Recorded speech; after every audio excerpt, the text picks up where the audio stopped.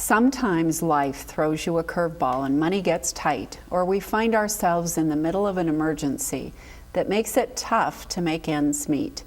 That's stressful enough without having to worry about keeping the heat and lights on. Joining us now is Rachel Haberman with Energy Share of Montana, a program that helps people handle some of life's curveballs.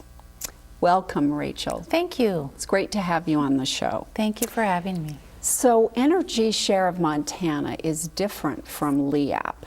So can you talk to us about some of those differences? Sure. Energy Share is a private nonprofit organization, and we don't want Montanans to go cold in the wintertime.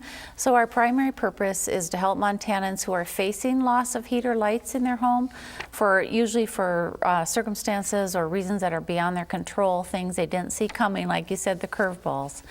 And as far as the differences go, Energy Share again is privately funded, LEAP is federally funded. With Energy Share, you really need to be facing an emergency situation. So you've got a disconnect notice or a low propane tank and absolutely no money to pay that bill yourself. That is what we would consider to be an energy emergency. With LEAP, you do not have to be facing an emergency to apply for LEAP. Another difference is that Energy Share assistance is usually not more than once every 10 years or so, and with LEAP you can get it as many years as you qualify for it. So every year that you qualify for LEAP, you can get that. Energy Share, because of our private funding, we look at the individual circumstances surrounding the application, and with LEAP it's more of a black and white guidelines, their eligibility guidelines that they have.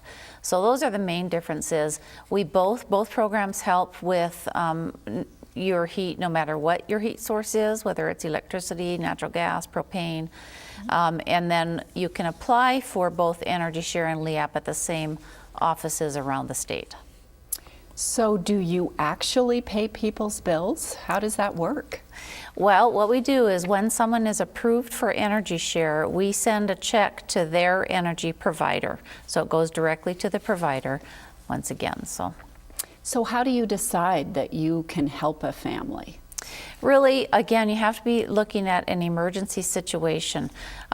People live from paycheck to paycheck. Most people don't have enough money in savings to make it very far.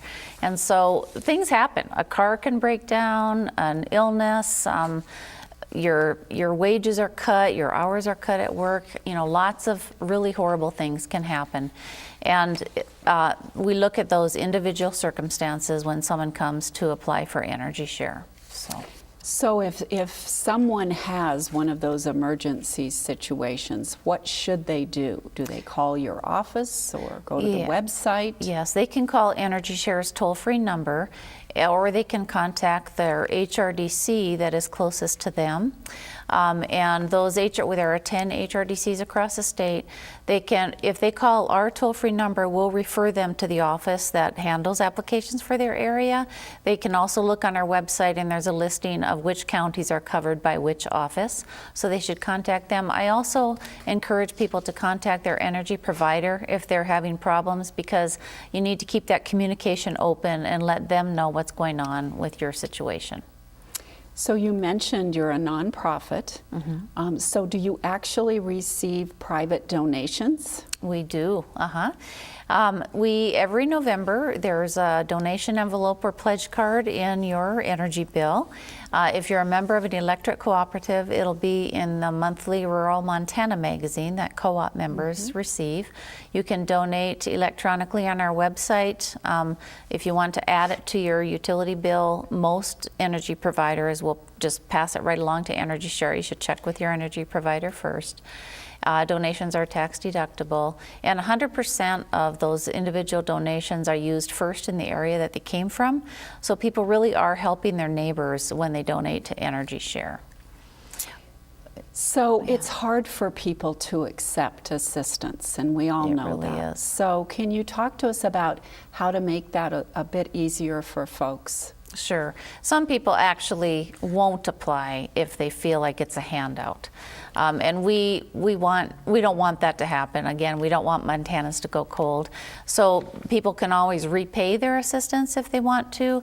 In some cases, we have local committees that review the applications. And so in some cases, those local committees will actually ask the person to repay the assistance. When we get those repayments, we put that money back into the pot of money, and it helps someone else in that area who's in need. So it's a really good program, and it's a good way for people to get the help if they don't feel like they can take a handout. And how many Montanans have you helped with this program? Over 34 years, we have helped 57,000 Montana families with emergency bill assistance. Last year, we helped over 3,100 households with both emergency bill assistance and then some smaller programs we have: weatherization, furnace safety, water heater safety.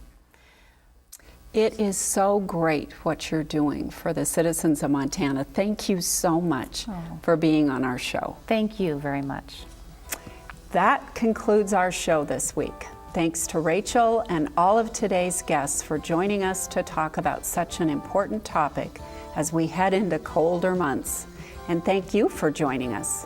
Until next time, stay warm, and as always, stay fit, stay well, and stay healthy for life, with healthy living for life. Have a great week, everyone.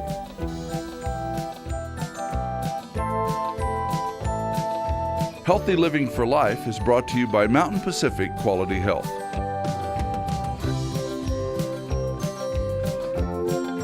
We'd love to hear from you. If you have suggestions for future programs, visit our website at mpqhf.org or call us at 406-443-4020. You can also catch us on YouTube by visiting our website and clicking on the YouTube icon. Special thanks to Fire Tower Coffee House and Roasters. Production facilities provided by Video Express Productions.